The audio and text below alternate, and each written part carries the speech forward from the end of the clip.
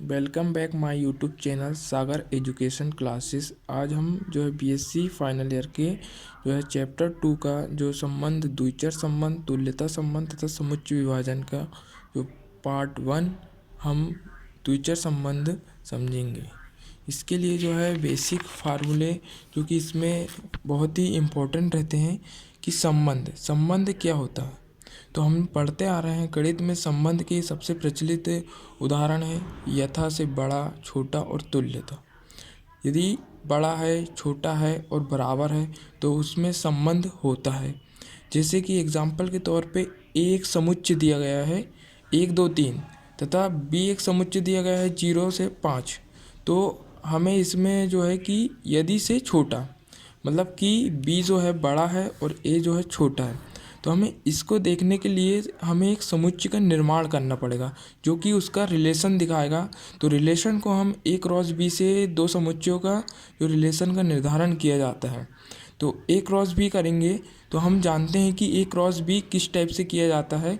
तो पहले ए की संख्या जो पहले ए का एक अवयव गुणा बी का एक अवयव, तो हम पहले पूरा समुच्चय का निर्माण करते हैं। तो A0 A5 20 25 30 35 ये हमारा एक समुच्चय का निर्माण हो गया।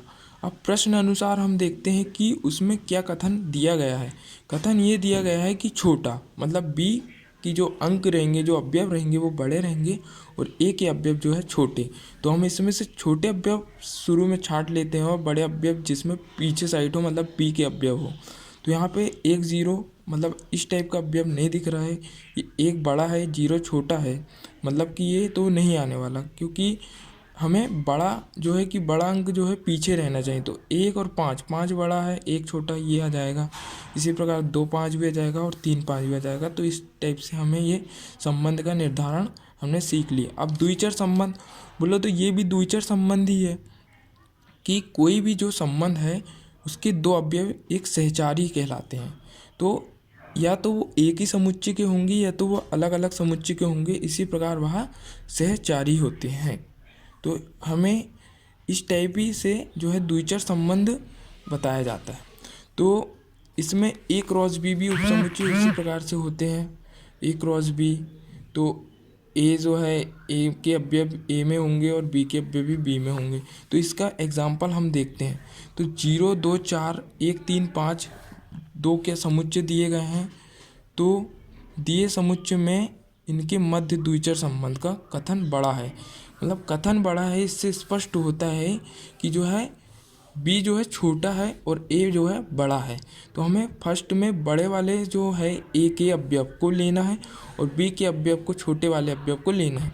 तो पहले हम जो है कि पूरे ही हल करके देख लेते हैं। जैसे कि पूरा एक समुच्चय का निर्माण करते हैं 0 1 0 से 3 0 से 5 0 से 7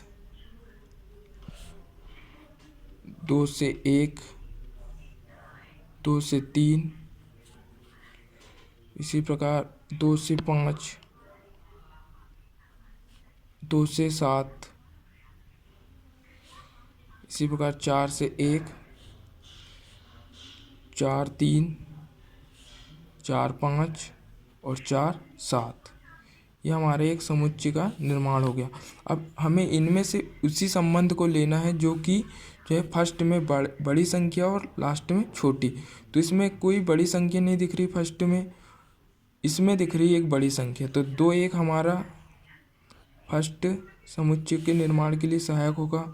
2 जो है बड़ा है, 2 देखिए 2 भी ये जो है कि छोटा है और 3 बड़ा है। तो हमें फर्स्ट में बड़ी वाली संख्या लेना है और उसके बाद ही छोटी वाली संख्या को लेना है। जैसे 4 3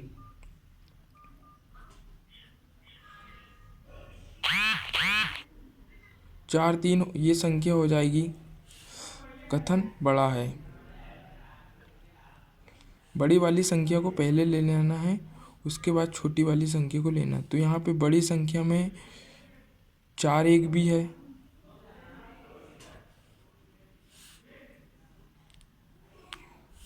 बस यहाँ पे बड़ी संख्या में 4 7 तो नहीं आएगा, 4 5 भी नहीं आएगा, 4 3 आएगा क्योंकि बड़ी संख्या सामने है। बड़ी संख्या इसमें भी है, 2 7 0.21 बस इतने ही इसमें समुच्चय का निर्माण के लिए सहायक होगा। तो ये हमारा जो है कि करेक्ट आंसर हो जाएगा।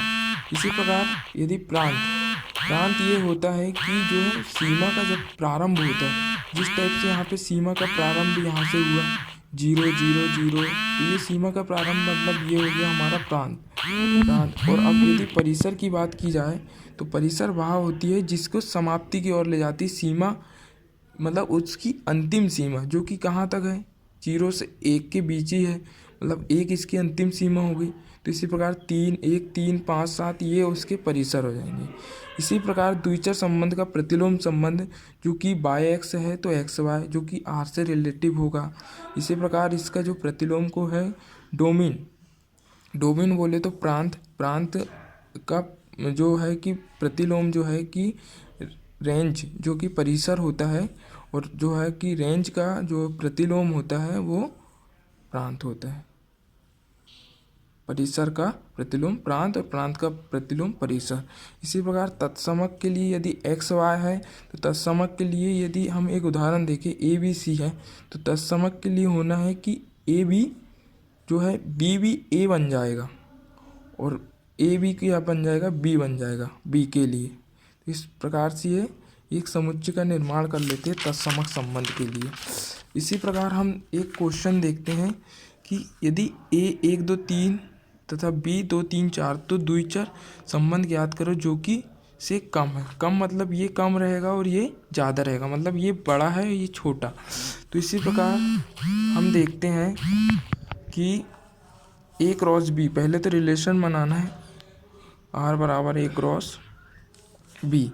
तो ए क्रॉस बी में हमें जो है कि सभी को पहले ले लेना है 1 से 2, 1 से 3, 1 से 4, फिर इसी प्रकार 2 से 2, 2 से 3 और 2 से 4। इसी प्रकार हमें लेना है कि 3 से 2, 3 से 2, 3 3 और 3 से 4। तो ये एक समुच्चय का निर्माण होता है। अब हमें प्रश्न अनुसार देखना है कि क्या देखना है कि से कम, मतलब ये अधिक होगा और ये कम होगा। तो पहले कम वाली संख्या को नोट करते हैं, उसके बाद अधिक वाली संख्या को। कम 1 2 ये कम है, 1 3 ये भी कम है, 1 4 ये भी कम है। अब 2 2 नहीं आएगी क्योंकि ये दोनों बराबरी संख्या, हमें कमी वाले समुच्चय का निर्माण करना। तो 2 3 आ जाएगा जो कि 2 भी कम है 3 अधिक है, 2 कम है 4 अधिक है, ये भी आ जाएगा।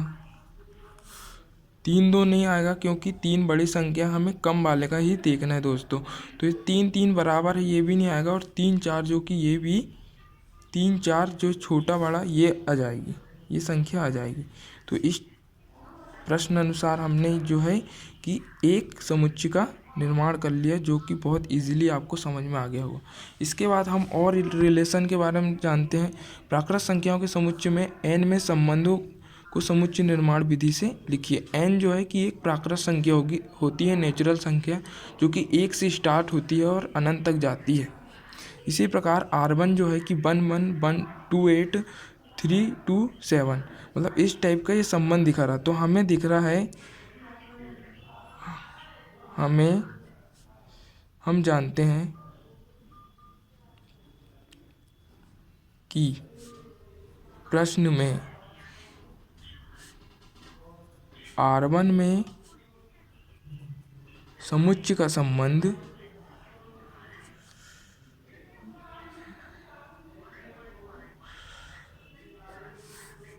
जो है कि कोष्टक में x से x की घात 3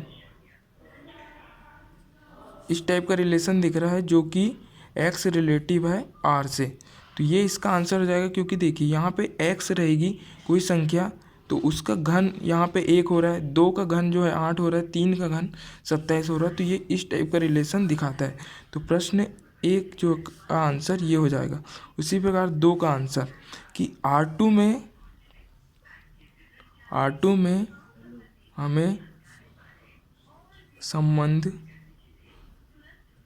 R2 में हमें नहीं हम R2 में संबंध दर्शाया गया है। तो हमें समुच्चय का निर्माण करना है। तो ये देखिए जैसे 1 है, यहाँ कोई x संख्या है, x में इसमें कितना प्लस होते जा रहा है। मानो यदि 1 है तो 3 तो गुणे से हो सकता है, ठीक है। अब हमें इसका गुणे से भी हो सकता है, पर आगे का रिलेशन देखेंगे तो यहाँ पे भी गुणे से हो सकता है, बट यहाँ पे नहीं हो सकता क्योंकि 3 का जो गुणा है करेंगे तो 6 आ जाएगा। मतलब यहाँ पे भी नहीं हो जाएगा क्योंकि यहाँ 3 का गुणा करना पड़ेगा, यहाँ 2 का।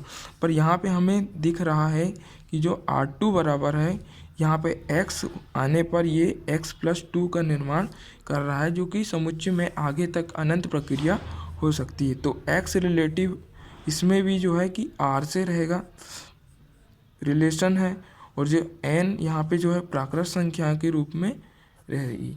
तो ये आपके लिए वीडियो बहुत ही हेल्पफुल रहा होगा।